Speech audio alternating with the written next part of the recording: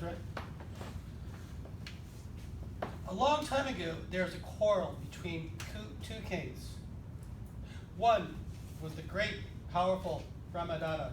His kingdom was rich, many soldiers. The other king was Dakiti. His kingdom was small, soldiers were few. Brahmadatta told his generals, "We shall conquer Dakiti's country. They shall not be able to withstand our power." King Dakiti heard of the army coming to attack. He told his wife, Diva, "We should leave the city.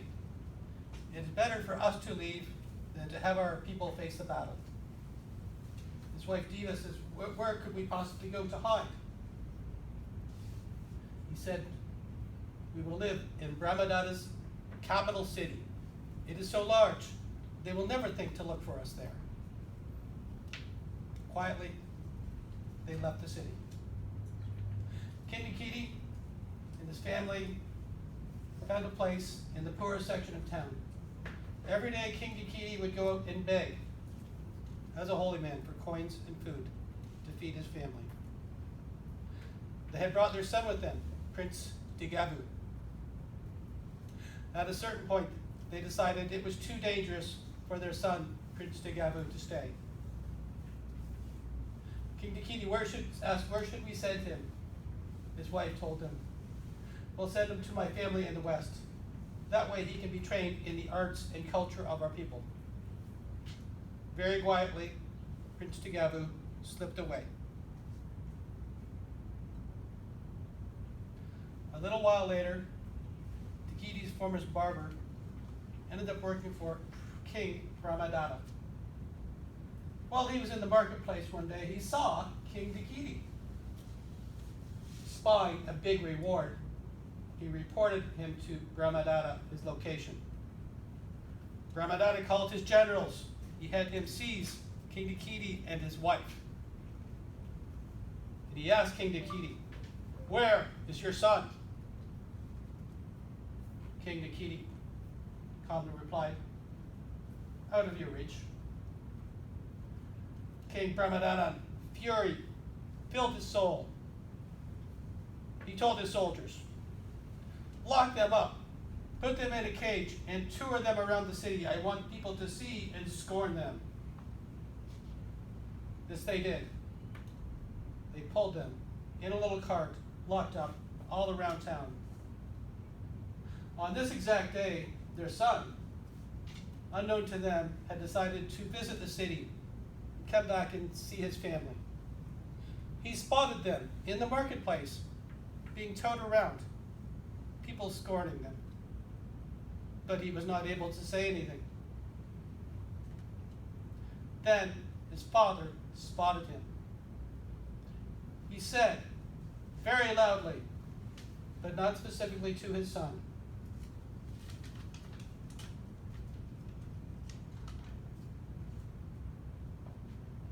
"Be not short-sighted, be not long-sighted. Not by violence is violence ended.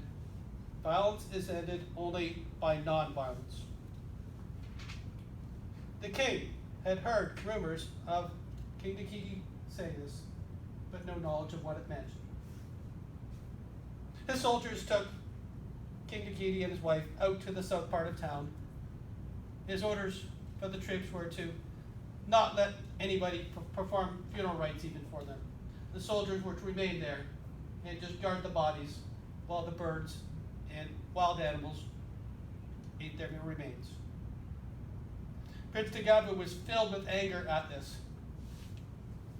He went to the marketplace, gathered a great amount of strong wine. He took it to the guards who were watching his parents' body. Very quickly they became drunk, fell asleep. He decided to build a funeral pyre.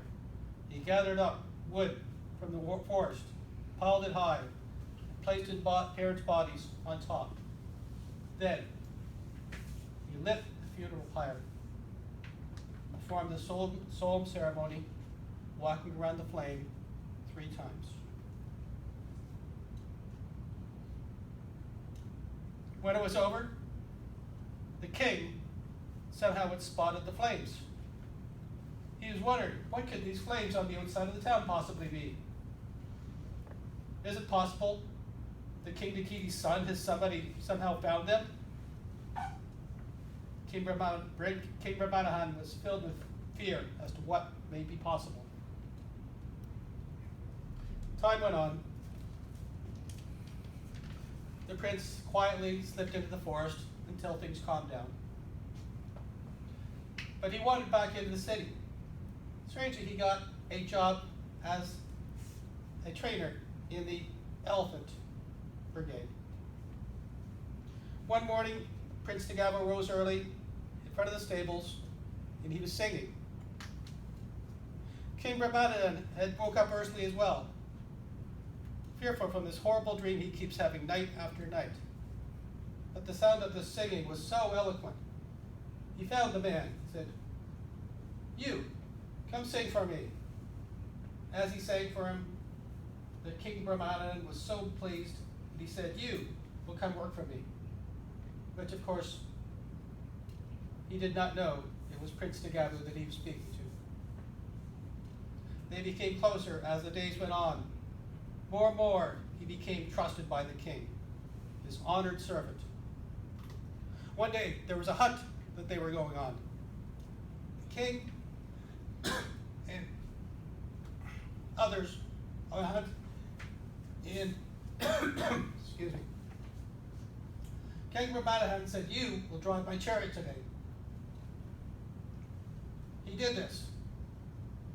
But halfway through the hunt, he very quietly had his chariot slip away from the others to a location where nobody could hear or see them.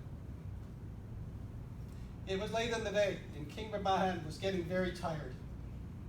He said to Prince Tagavo, "Let's stop here. I need to sleep for a while." King Brahmadatta lay down on the ground and fell asleep. Prince Tagavo, once he was sure that he was asleep, reached in to his sleeve, pulled out the sword. He held it to King Brahmadatta's neck, the man who had killed his family. But then he remembered the words of his father. "Be not short-sighted, be not long-sighted. Violence does not end violence. Violence can only be ended by non-violence."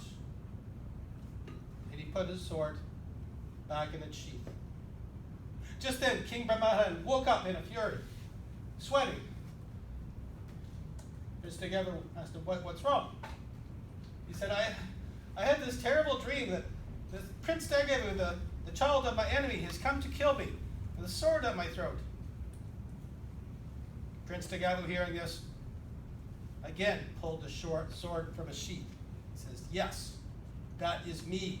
I am Prince Tagavo, and I have your life in my hands."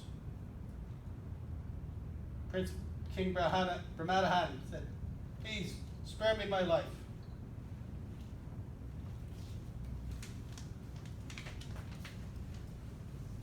He said, "How can I grant your life? Truly," they said, "we may forgive those who hurt us, but we never forgive those we hurt. You have killed my mother and father, and would surely kill me too. The life to be granted is mine." King Brahmadatta said, "Then you spare me my life, and I will spare you yours." So Prince Tagavo put his sword away. Then Brahmadatta said, "I have often pondered your father's thoughts. Tell me, what did he mean when he said, 'Be not short-sighted'?" He meant, do not mean to spurn a gift of friendship. What did he mean when he told you, 'Be not long-sighted'? He meant, do not allow your hate to last too long. What did he mean when he told you, 'Not by violence is violence ended. Violence is ended by non-violence'? He meant, you, my lord, have killed my parents and stole their kingdom. If I were to kill you in revenge, your allies would kill me. Then my allies would kill them, and so on and so on. But now, instead, you have granted me my life, and I have granted yours. So violence is at an end.